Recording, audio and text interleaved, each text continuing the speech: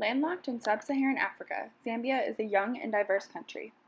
Although the country's health status has been improving over the last 18 years, there are still many public health issues throughout the nation.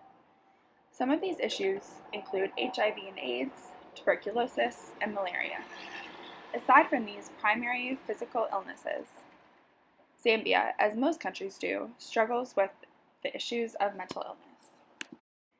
According to a country profile created between 1998 and 2002, some of the most common mental illnesses in Zambia include acute psychotic episodes, schizophrenia, affective disorders, alcohol-related problems, and organic brain syndromes.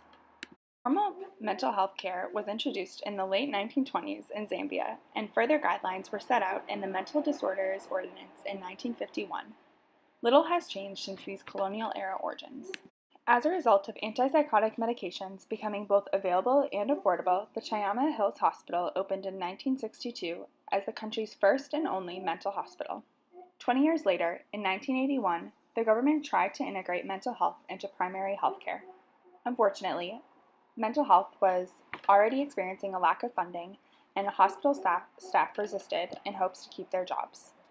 In 1992, the government initiated the Basic Healthcare Package, but mental health was still not listed as a priority.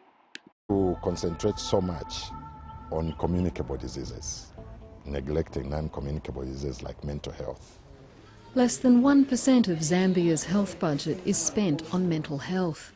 At one stage, we had less than 100 mental health workers across the country, and we only had one psychiatrist.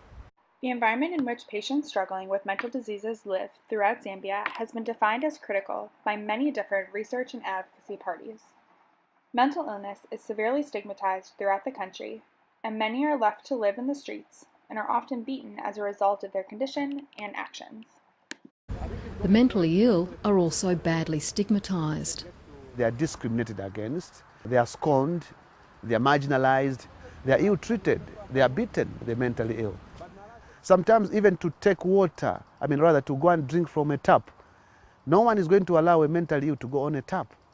So you will find that they think he can't drink fresh water.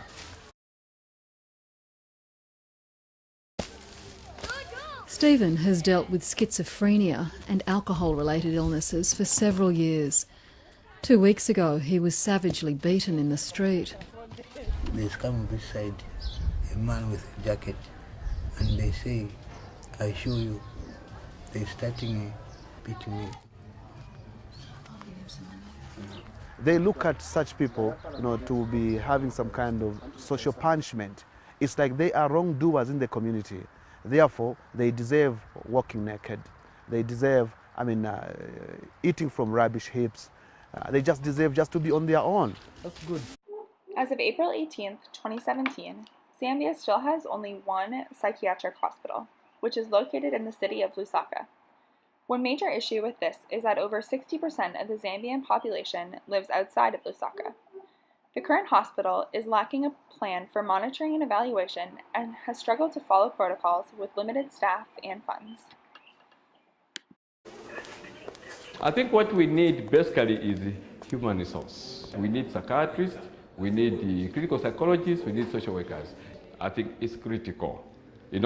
Once we've got human resource, I think it will be easier for us to provide the services that are required. Dr. Mwanza Banda is one of only 2 psychiatrists currently working in Zambia. We do not give a full comprehensive treatment that is required for patients. We have a shortage of other people who should complement and form the multidisciplinary approach. The Zambian government has begun decentralizing efforts, and there are plans to open 10 more hospitals, one for each province. The constructions of these hospitals, however, will take time and is expensive. Just as important as combating issues of mental health for the Zambian population with psychiatric care is discussing the root causes of mental illness and what social factors create prevalence. For Zambia, a link has been found between the prevalence of HIV and AIDS, adding to an increase in depression and mental illness. In addition, the private culture that surrounds gender-based violence throughout the country has also been linked to mental illness. Through research and evidence-based practices, many hope that the status of mental health resources, care, and stigmas will continue to improve, but it is clear a multidisciplinary approach is what is needed.